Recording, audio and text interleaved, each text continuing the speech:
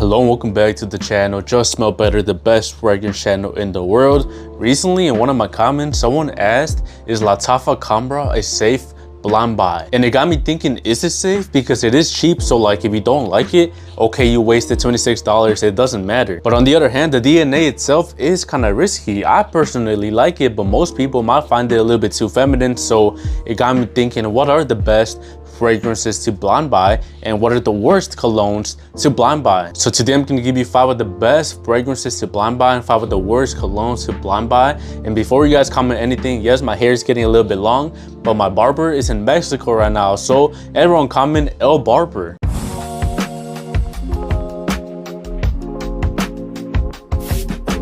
Let's start it off simple with 2 colognes that are from the same brand. One fragrance that is not safe to blind buy at all is the new Azzaro Forever Wanted Elixir. First of all, you need to be careful about all the ads that are coming from these popular influencers. I'm not saying none of them like it and that they're all lying, but some of them are definitely hyping it up a little bit because they got paid by Azzaro. But I don't want to be a hater, so let's talk about the actual scent. The scent itself, it's a nice raspberry leather-based scent, and it's actually pretty good, but to me, it's a little bit headache-inducing. And not only that, I feel like since it's from the brand of Azzaro, which a lot of people know their wanted line, they might think it's a mass-appealing, warm, sexy scent, and it's something a little bit different, so it's definitely not as safe blind buy if you know the DNA from the wanted line. This one's a little bit harder to like.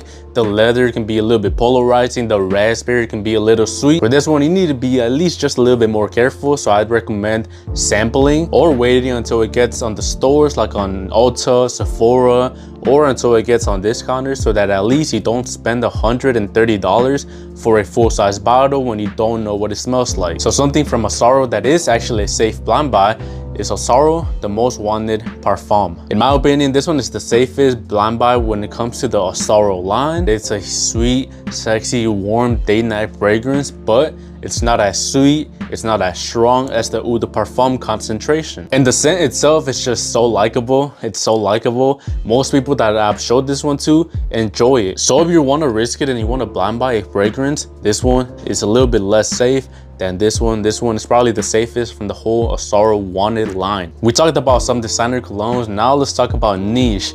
Now niche, when it comes to blind buying, is so controversial because imagine you blind buy a $100+ cologne and you absolutely hate it. That's a waste of $100. But if you are dumb like me and you want to blind buy some niche colognes, let's talk about one that I would not recommend blind buying, which is, interesting enough, the cheapest one in my collection. This one is Mancera Oud Lemon Mint. If it was just the lemon and the mint, man, I would have been loving this scent from Mancera, but the oud had to ruin it for me. So I guess what we can take away from this is that the notes of oud, which you can research on Fragrantica, what notes are in which colognes, the notes of oud is really polarizing. You're either gonna love it or you're either gonna hate it. And I find that oud is really popular when it comes to niche fragrances. So be careful when blind buying colognes with risky notes and with a risky price tag. Now, like I said, no niche cologne is safe to blind buy in my eyes, but if I had to choose from my whole collection, the safest one in my opinion has to be Xerjoff Renaissance. Not only is it not too expensive, I paid $160 for an 100 ml,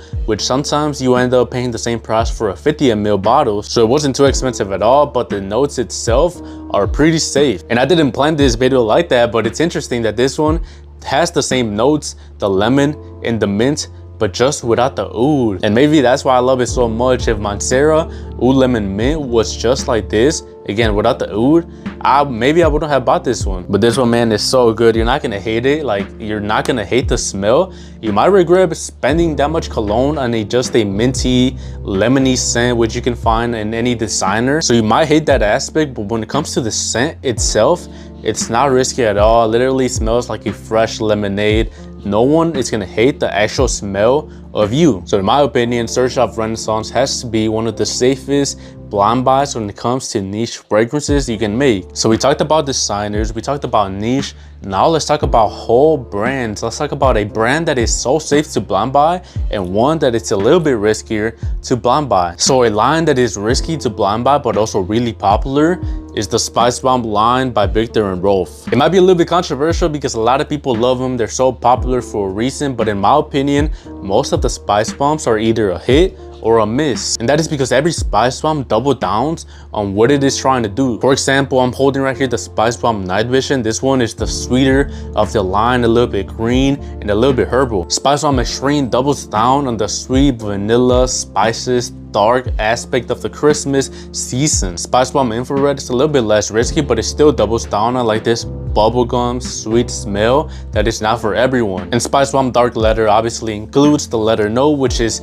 pretty polarizing by itself. Again, this doesn't mean that they're bad. When I say it's a risky blind buy, that doesn't mean it's bad. I love most of the spice bombs, but they are spice bombs, which means they got a lot of spices and they got nuclear projection, so that might be a turnoff for some people. On the other hand, one of the safest brands to blind buy from is the brand of Valentino. Valentino has to have some of the most mass appealing scents you can find. If the casuals are enjoying a scent, that means it's mass appealing and it's pretty safe to buy. Like, you're not gonna hate it, it's not gonna be polarizing, your girl's probably gonna like it too. They're all pretty safe. This is the Aoud de Toilette, it's so safe. Think about the Born in Roma Intense, one of the most popular colognes out there. I'm sure it's safe to blind buy. Even Coral Fantasy, which is a little bit darker, Red Apple, Tobacco, that one is still safe to blind buy, even for like a young teenager. Green Extravaganza too, that one is amazing. That one is pretty good to blind buy. Yellow Dream is like the riskiest one, but even that one's not bad at all. But let me know if you guys agree with this statement. Is it far-fetched for me to say that Spice Bomb, the line, is a little bit riskier, and Valentino, the line, is one of the safest brands to blind buy from? Let me know in the comments. Now let's talk about colognes from the brand of Game of Spades. One of the least safe blind buys in my opinion is Game of Spades Bid. I bought this one so recently, and I bought it because Game of Spades, the brand, I like the other one, which is so safe to blind buy, Game of Spades Full House, which is completely empty. You guys sampled my whole bottle, so I am waiting for a replacement from Jomo Shop. But this one, you guys already know, a clone of Imagination, which is $300, and the scent itself is just clean, soapy, fresh out the shower. So I thought, you know what, Game of Spades is pretty decent. They clone Imagination pretty good. Let me check out Game of Spades Bid, which is a clone of Santal 33, which is from the brand Levavo, which is a niche brand itself. I was reading the reviews on Santal 33 from Fragrantica, and a lot of people agree with me that this one smells kind of like pickle juice, which is not what I want to smell like in society, not what I want to spray on myself. With that being said, some reviews do say that they enjoy this scent so much. I've seen TikToks of girls claiming that they love this scent on their boyfriend, so this one is definitely a polarizing one. You're either gonna love it or you're either gonna absolutely hate it. So this one is more of a sampling one, which you can sample on my sampling website, smellbettersamples.com. It's only $5, but be careful because you might not like it. You're probably not gonna like it. I don't like it, so I wouldn't recommend actually buying it. But if you want, you can take a chance with it, man. You can gamble it if you want. Let's end it off real quick. We talked about designers, clones, brands, niche. Now let's just talk about smells. Like smells that you're either gonna love or hate. A scent, a DNA, a smell that you're absolutely probably gonna love and the people around you are gonna love is the smell of Prada L'homme. Because what is there to hate?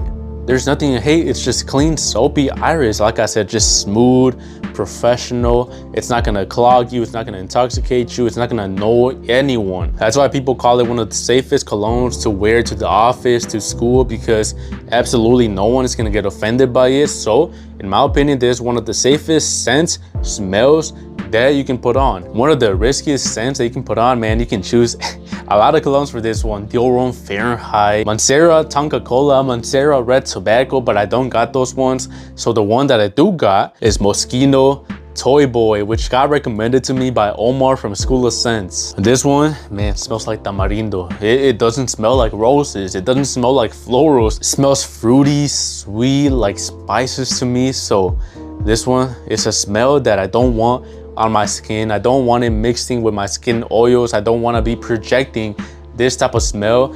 It's not too bad. I've smelled worse colognes, but the scent itself, like, I don't see myself wearing this one in society. Some people like Omar absolutely love it, but the point for this video is that most people are probably not going to enjoy it. So one of the safest smells and one of the riskiest smells that you can blind buy. But that's it for the video, man. Thank you for watching. Hopefully this helped you out a little bit when it comes to understanding what blind buying is, some of the safer ones, some of the riskier ones. And when it comes to blind buying, just be careful, man. It's fun, it's addictive, but you can spend and waste a lot of money. Thank you guys for watching. Thank you for 3,000 subscribers. Just smell better.